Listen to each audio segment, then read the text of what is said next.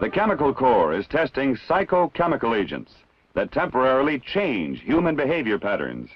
A study was made of the effect of one of these on a cat, which, prior to receiving a dose of the agent, reacted normally when confined with a mouse. When exposed to an extremely small amount of the agent, the cat's personality completely changed.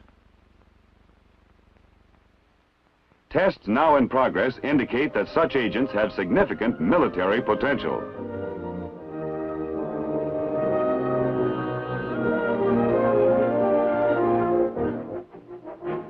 Here is part of an interview with the subject just before LSD is to be administered. My husband is an employee here at the VA, and he told me that they were looking for normal people, and I volunteered.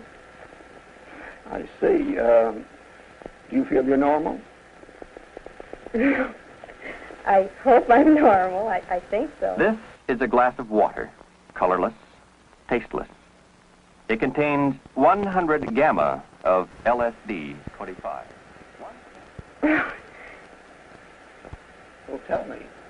Well, I just couldn't. I couldn't possibly tell you. It's here. Can't you feel it?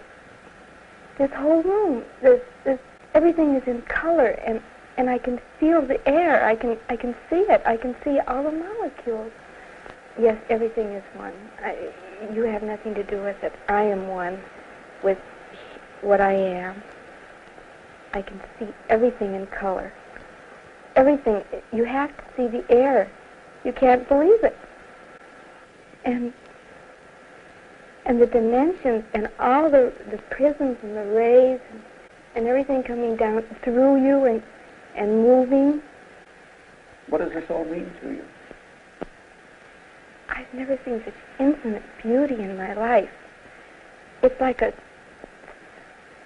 curtain or a spider web. A copy of a report of the District Attorney of Alameda County.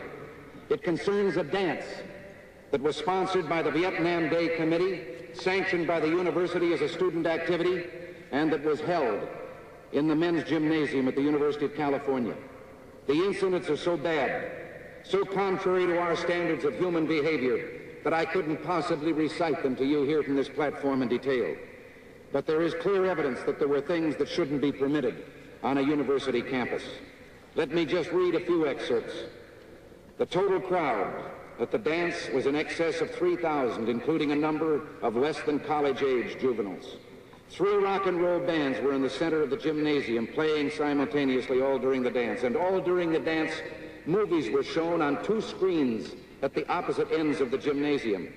These movies were the only lights in the gym proper. They consisted of color sequences that gave the appearance of different colored liquids spreading across the screen, followed by shots of men and women on occasion, shots where the men and women's nude torsos on occasion, and persons twisted and gyrated in provocative and sensual fashion. One of the 2 Americans most often blamed or praised for the psychedelic revolution. My reaction to being the two nights at Foothill College were that I've had, as I say, LSD over 300 times, and by the end of those 2 nights, it was like going to 2 horror movies. I was so scared I didn't know whether I'd ever be able to take LSD again. It really reminded me of 4 guys up there on the lecture platform, all of whom had had bad sessions and bad re-entries and had this terrible view of the whole world, you know, and all they could see were the problems and the fears for society, but none of the potential, none of the positive questions about what is man to do next and what opportunity might LSD hold. They're not even interested in that. They are so committed to the fact that this society is the way it is, and that's all you can expect. And that's what I'd call vested interest in the ongoing game. And if you have vested interest in the ongoing game, you are frightened by anything that might change it. Look, we now know there is enough to go around, all right? In other words, if we could truly collaborate with our fellow man, there would be enough to go around for the world. But none of us can break through our own models of the way the game goes enough to do the things necessary to bring about that realization. And it's only when there is enough that we can become back to we, both of us as subject, and experience the unity when we are truly collaborative about our resources. And